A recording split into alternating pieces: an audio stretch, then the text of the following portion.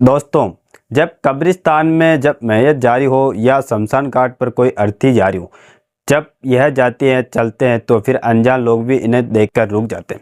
ना केवल रुकते हैं बल्कि लोगों की कोशिश होती है कि उन्हें कंधा भी दिया जाए, चाहे कोई किसी के सुख में शामिल हो या ना हो। लेकिन इस तरह का जब कोई दुख होता है तो लोग दुख में ज़रूर शामिल हो जाते हैं। मगर आज की कहानी जो मैं आपको सुनाने जा रहा हूँ, इस कहानी में एकदम उल्टा होता है। एक घर है और घर के अंदर 3 सदस्य रहते हैं। 3 सदस्य में से एक की मौत हो जाती है। जब एक सदस्य की मौत हो जाती है तो इन बाकी बचे हुए बाकी 2 सदस्यों को इस मौत में शामिल होना चाहिए था। लेकिन 2 सदस्यों में से एक सदस्य ऐसा होता है जो विदेश जाने की तैयारी करने लगता है और अपने कपड़े वगैरह पैक करने लगता है। देखते ही देखते बात कहाँ सुनी में बदल जाती और कहाँ सुनी जब कभी कत्ल हो सकता है, इस बात की किसी ने कल्पना नहीं की थी। यानी कि एक शख्स मरा हुआ है, दूसरे का कत्ल हो जाना। और इस बात को बीते हुए लगभग 4 महीने का समय बीत जाता है। 4 महीने के बाद जब लोगों को पता चलता है कि एक प्लेट के अंदर से अजीब तरह की दुर्गंध आ रही थी और दुर्गंध के साथ ही जब लाश निकल कर बाहर आती है और यह कहानी, यह घटनाक्रम जब सोशल मीडिया पर अखबारों के माध्यम से लोगों को पता चलती है तो लोगों का बड़ा आश्चर्य हो रहा था, हैरानी हो रही थी कि जिन पर हम जान लगाते हैं, जिनके लिए हम सब कुछ छोड़ने को तैयार हो जाते हैं, दरअसल उनको हम इस तरह से अंतिम पड़ाव पर कैसे इग्नोर कर सकते हैं। नमस्कार, मैं राधेश्याम और आप देख रहे हैं KSR न्यूज़ 24। आज की जो सच्ची घटना है मैं आपको सुनाने जा रहा हूँ। यह सच्ची घटना है तमिलनाडु की। तमिलनाडु प्रदेश की राजधानी चेन्नई का एक इलाका लगता है तिरुमलवायरल। दरअसल एक अपार्टमेंट है और उस अपार्टमेंट के अंदर से अजीब तरह की दुर्गंध आ रही थी और दुर्गंध की वजह से लोग बहुत ज़्यादा परेशान हो जाते हैं। हालांकि लोग आसपास के लोगों से पूछते रहते हैं कि यह दुर्गंध कहाँ से आ रही है। और धीरे धीरे करके वक्त बीतता था, 1 सप्ताह, 2 सप्ताह, 3 सप्ताह। लेकिन लोगों को जब ज़्यादा ही दुर्गंध आने लगती हैं, घरों में रुकना मुश्किल हो रहा था, तभी किसी ने पुलिस को फ़ोन कर दिया। पुलिस को जैसे ही सूचना मिलती है, पुलिस मौके पर आती है और मौके पर आने के बाद तिरुमलाई वायरल का उस अपार्टमेंट में जो एक फ्लैट होता है, फ्लैट के अंदर पहुंचती है और वहां जाने के बाद दरवाज़ा बार बार खटखटाया जा रहा था। दरवाज़ा इसीलिए खटखटाया जा रहा था क्योंकि घर के अंदर की लाइटें चल रही थी, ऐसे चल रही था और उसके अंदर से कुछ जो ठंडी ठंडी हवाएं आती हैं, उस तरह से कुछ हवा भी आ रही थी। लोगों को महसूस हो रहा था कि कोई ना कोई इस फ्लैट के अंदर मौजूद है।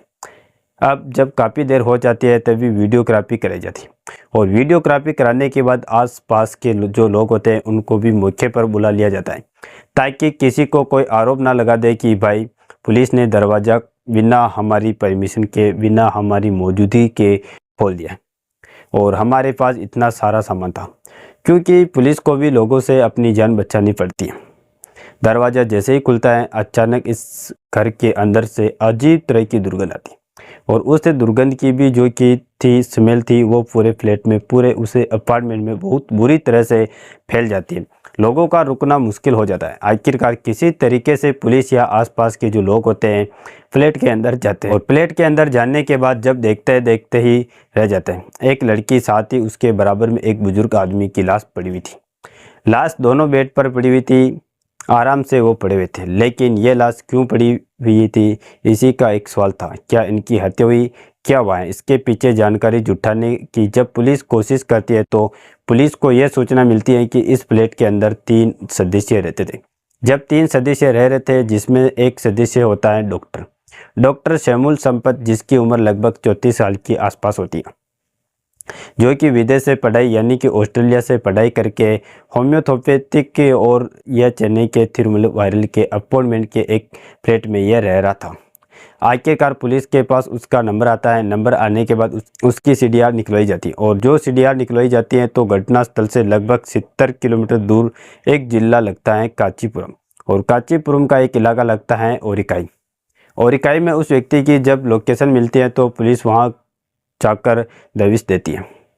दबिश देने के बाद आखिरकार डॉक्टर शैमुल संपत, जिसकी उम्र 34 साल के आसपास होती है, पुलिस उसे हिरासत में ले लेती है। उससे बातचीत करती है, उससे पूछताछ करती है कि जो महिला और एक पुरुष की लाश मिली है, क्या तुम इसके बारे में कुछ बता सकते हो, क्योंकि तुम भी उस फ्लैट में रह रहे थे। पुलिस जब उसके बातचीत कर रही थी तो वह कह रहा था कि वो विदेश चला गया, कभी कोई कहानी बता रहा है। पुलिस के सामने उसने अलग अलग कहानियाँ बताना शुरू कर दिया, लेकिन पुलिस को अपना तरीका भी आता है बातचीत करने का। आखिरकार पुलिस उससे जब बातचीत करती है तो बातचीत करने के बाद कुछ ऐसी जानकारी मिलती है जिसको सुनने के बाद पुलिस वालों के भी रोंगटे खड़े हो जाते हैं। दरअसल कहानी शुरू होती है कि सिंधिया नाम की एक महिला से जिसकी उम्र लगभग 37 साल के आसपास होती है, और सिंधिया नाम की वो महिला अच्छी पढ़ी लिखी होती है, लेकिन पति से उसका अक्सर विवाद रहता था। विवाद के रहते रहते अब उन दोनों पति और पत्नी ने अलग रहने का फैसला कर लिया। पत्नी ने कहा कि मुझे आपके साथ नहीं रहना है, इसीलिए बिल्कुल वो अकेली रहने लगती है और तमिलनाडु के ही बलौर एक जगह लगती है, वहाँ रहना सहना शुरू कर देती है। कुछ वक्त बीतता जाता है। इस लड़की की जो माँ है वह अचानक से बीमार रहने लगती है और बीमार ज़्यादा रहती है, इसीलिए माँ की मौत हो जाती है। माँ की मौत होने के बाद इस लड़की के जो पिता थे शैमूल शंकर, जिनकी उम्र लगभग 78 साल के आसपास होती है, तो वो अपने पिता को अपने पास ले आती हैं बलौर में और पिता से कहती है कि पिताजी आप परेशान होने की ज़रूरत नहीं है, आप भी अकेले मैं भी अकेली हूँ, इसलिए हम दोनों साथ रह लेंगे। वेलोर में ही वो दोनों साथ रहने लगते और एक दिन पिता की भी तबीयत ज़्यादा ख़राब होने लगती है। डॉक्टर के पास लेकर जाते हैं। डॉक्टर कहते हैं कि इनकी किडनी तो बहुत ज़्यादा बेकार हो चुकी है, ख़राब हो चुकी है, इसीलिए इनके इलाज की ज़रूरत है। किसी अच्छे बढ़िया डॉक्टर को दिखाओ। बढ़िया डॉक्टर के दिखाओगे तो शायद कुछ उम्मीद बढ़ जाएगी। एक तो बढ़ती हुई उम्र थी, ऊपर से किडनी खराब होना पिता के लिए बहुत मुश्किल हो रहा था। इसीलिए बेटी ने डॉक्टर से पता किया। डॉक्टर ने कहा कि आपके यहाँ से चेन्नई जाना चाहिए। इनकी वेलोर से लगभग 136 किलोमीटर दूर चेन्नई लगता है। चेन्नई में बढ़िया डॉक्टर के पास वह महिला जाती है, इलाज कराती है। अब यह सिलसिला शुरू हो जाता है पिता और बेटी के बीच में। उसको वेलोर से सीधा चेन्नई आना जाना चलता रहता था। एक दिन जब वो सफ़र कर रही थी, सफ़र करने के दौरान सोशल मीडिया के पन्ने पलट रही थी। कभी फेसबुक के, इसी तरह से आजकल जो इंस्टाग्राम पर लोग आजकल बहुत ज़्यादा बिजी रहते हैं। जब ये सोशल मीडिया के पन्ने पलटते पलटते एक रिक्वेस्ट आती है और रिक्वेस्ट होती है डॉक्टर शैमूल संपत की, और जैसे ही रिक्वेस्ट आती है दोनों ही एक दूसरे की रिक्वेस्ट को स्वीकार कर लेते हैं। दोनों की बातचीत सिलसिला हो जाता है, दोस्ती हो जाती है और दोस्ती और ज़्यादा गहरी हो जाती। अब एक दूसरे के सुख दुख की बातें भी करने लग जाते हैं। लड़की ने साफ साफ बता दिया कि उसकी शादी हो चुकी है और उसके पति से विवाद हो गया है, इसीलिए वह पति से बिल्कुल अलग रहती है और फ़िलहाल अपने पिता के साथ रह रही थी। जब उसने पूछा कि तुम रहती कहाँ हो, तो उसने अपना एड्रेस पहले तो वेलोर बताया था, बाद में कहने लगती हैं कि मैं वो थिरुमल्लवायल में रह रही हूँ, यानी कि थिरुमल्लवायल का एक अपार्टमेंट है, वहाँ पर उसका फ्लैट है, वो वहाँ पर रह रही है। डॉक्टर ने जैसे ही ये बात सुनी डॉक्टर को बड़ा आश्चर्य हुआ। डॉक्टर ने कहा कि तुम्हारा जो अपार्टमेंट है वो कहाँ पर है, तो लड़की बताती है कि मेरा अपार्टमेंट फला जगह। दरअसल मुझे फ्लोर से चेन्नई आना पड़ता था और बार बार जब चक्कर लगाने पड़ते थे तो पापा को बहुत ज़्यादा दिक्कत होती थी, इसीलिए सोचा कि जब तक इलाज चल रहा है, इसीलिए वो थिरुमल्लवायल में आकर रहना सहना शुरू कर देती है। तो जैसे ही अपार्टमेंट की बात आती है, डॉक्टर कहता है कि मैं भी उसी अपार्टमेंट में रह रहा हूँ, मेरा तो फ्लैट नंबर ही है। अब दोनों एक दूसरे के फ्लैट के बारे में बात करते हैं। यह बड़े आश्चर्य बात थी कि दोनों सोशल मीडिया से एक दूसरे से मिलते हैं, लेकिन एक ही फ्लैट के अंदर अक्सर शहरों में होता क्या है कि भले चाहे एक ही फ्लैट के अंदर रह रहे हो, आमने सामने फ्लैट में है, लेकिन लोग एक दूसरे को पहचानते नहीं हैं, जान नहीं पाते कि सामने वाले फ्लैट में कौन है, बराबर वाले में कौन है, या फिर इस वाले फ्लैट में कौन है, ये पीछे वाले फ्लैट में कौन है। तो इसीलिए अनजान ही बनकर उसमें रहते हैं। जब लड़का और लड़की, इनकी उस लड़की के डॉक्टर साहब से लगातार बातचीत चल रही थी। डॉक्टर साहब ने अपना पता बताया। उसने कहा तो मैं तो यहाँ बिल्कुल अकेला रहता, वैसे तो कांचीपुरम का रहने वाला हूँ, विदेश में पढ़ाई की और होम्योपैथी का डॉक्टर हूँ। लड़की कहती है अगर तुम्हें कोई एतराज़ न हो तो हम तीनों मिलकर साथ में रह सकते हैं। डॉक्टर को यह बात बहुत ज़्यादा पसंद आती है। दोस्ती प्यार में बदल चुकी थी, दोनों आपस में साथ साथ रहने लगते और लड़की के पिता को इस बात से कोई एतराज़ नहीं था, कुछ नहीं था। अब देखते ही देखते उसका इलाज, हालांकि उसके पिता का बाहर चल रहा था, लेकिन बीच बीच में डॉक्टर साहब भी उस लड़की के पिता का इलाज करना शुरू करते थे। देखने लगते हैं अब क्योंकि घर के डॉक्टर हो चुके, ये दोनों अब प्रेमी प्रेमिका अपने साथ रह रहे थे, इलाज भी कर रहे थे। लेकिन एक दिन तबीयत ज़्यादा बिगड़ जाती है। यह सितंबर 2024 से साथ रहना शुरू कर देते हैं। लगभग 1 महीने तक ही साथ रह रहे थे और जैसे ही अक्टूबर की शुरुआत के ये दौर चल ही रहा था, तभी इस लड़की के पिता की जब तबीयत खराब होने लगती है। शैमुल शंकर की उम्र 78 साल की उनकी उम्र होती है। अचानक ही उनकी मौत हो जाती है। मौत के बाद अब इनके जो भी क्रियाक्रम करना था, जो भी आगे की औपचारिकताएं होती हैं, और हिंदुओं में शमशान घाट पर अंतिम संस्कार किया जाता है। ऐसे में ही इनका भी अंतिम संस्कार वगैरह होना था। लेकिन जो डॉक्टर साहब होते हैं शैमुल संपत, उन्होंने अपना जो कपड़े थे, बैग था, उसे पैक करना शुरू कर लिया। अब उस लड़के ने पूछा कि तुम अपना बैग पैक कर रहे हो, मेरे पिता मर चुके हैं, आखिरकार या तुम क्या करना चाहते हो? वो कहता है कि मैं विदेश जा रहा हूँ, मुझे बहुत ज़रूरी काम है। लड़की, मेरे पिता की मौत पर ही तुम्हें विदेश जाना था? अरे विदेश जाना था तो 2-4 दिन के बाद चले जाते। एक तरफ तो मेरे पिता की मौत हो चुकी है और तुम ये सब क्या कह रहे हो ना हो मेरे पिता की मौत के तुम ही जिम्मेदार हो। बात यहाँ तक पहुँच जाती है कि उस लड़के ने अपने पिता की मौत के लिए डॉक्टर साहब को ही जिम्मेदार ठहराया शुरू कर दिया। उन दोनों में कहासुनी शुरू हो जाती है। कहासुनी हाथापाई पर बदल जाती है और हाथापाई कब एक बड़ा रूप ले लेगी किसी ने सोचा भी नहीं होगा। दरअसल डॉक्टर साहब ने उस लड़की को, सिंधिया को, जब चोर का धक्का मारा तो उसका सर जाकर दीवार में लग जाता है और दीवार के सहारे वो लड़की ऐसे ही गिर जाती है, जिसकी उम्र 37 साल के आसपास थी। आखिरकार वह ज़मीन पर गिर जाती है। डॉक्टर साहब ने अपना बैग पूरी तरह से पैक कर लिया। जब घर से निकलने ही वाले थे तो उन्होंने देखा उसको हिलाकर कि आखिरकार यह मूवमेंट नहीं कर रही है। जैसे ही शुरुआत में गिरी थी वैसे ही गिर हुई है। देखते क्या है कि वो लड़की मर चुकी थी। अब लड़की मर चुकी है, उसके पिता पहले ही मर चुके हैं। डॉक्टर साहब के जो रोंगटे खड़े हो जाते हैं, पैरों तले ज़मीन खिसक जाती है, सोचने पर मजबूर हो जाते हैं, आखिरकार करूँ तो क्या करूँ।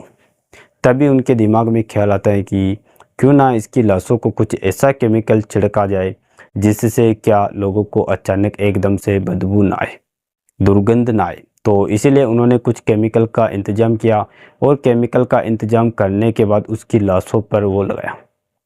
लगाने के बाद यहाँ से घर का जो एसी था वो एकदम अच्छी खासी मात्रा में चालू किया, जिससे कि घर बहुत ज़्यादा ठंडा रहे और एक घर में एकदम से दुर्गंध ना आए।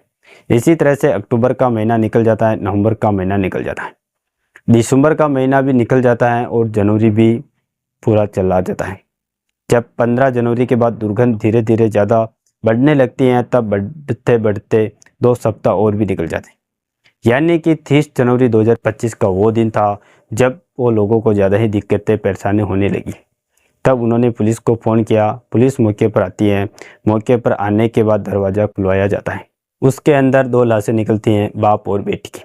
कारण जब पता लगाने की कोशिश की जाती है तो एक डॉक्टर का नाम आता है सामने। डॉक्टर शैमुल संपत को पुलिस जब हिरासत में लेती है, गिरफ्तार करती है, पूछताछ करती है, तो इस एक कत्ल के मामले की बात सामने आती है और एक मौत की बात सामने आती है।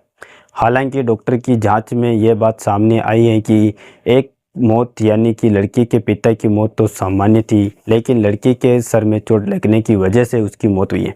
पुलिस इस मामले को जांच पड़ताल में जुटी हुई है, क्या इसमें कोई और भी शामिल था या नहीं शामिल था, उसको पता करने के बाद साथ ही डॉक्टर का इसमें क्या रोल है, उसके संबंधित धाराओं में मुकदमा दर्ज करने के बाद कोर्ट में चार्जशीट चाहिए और चार्जशीट में तय करेगी कि डॉक्टर साहब को कितने सालों तक सलाखों के पीछे रहना है।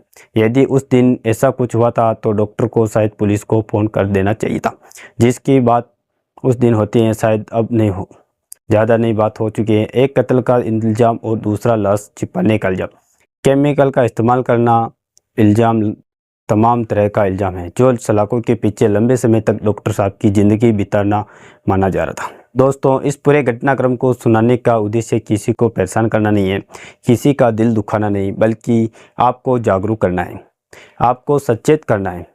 जाने अनजाने में अगर किसी को या किसी से अपराध या भी हो जाता है तो कम से कम वो पुलिस को सहारा लेकर अपनी वो लंबी ज़िंदगी की जो सलाखों के पीछे गुजर सकती हैं उससे तो खैर बची जा सकते हैं। यह हो सकता है कि हादसे के रूप में बात शामिल हो जाती है, लेकिन अब यह हादसा नहीं बल्कि अब ये कत्ल का रूप ले लेती है। दोस्तों, आपकी अपनी राय कमेंट में ज़रूर बताएं और इस वीडियो को लाइक करके अपने मित्रों तक शेयर ज़रूर करें ताकि उन्हें भी जानकारी मिल सके।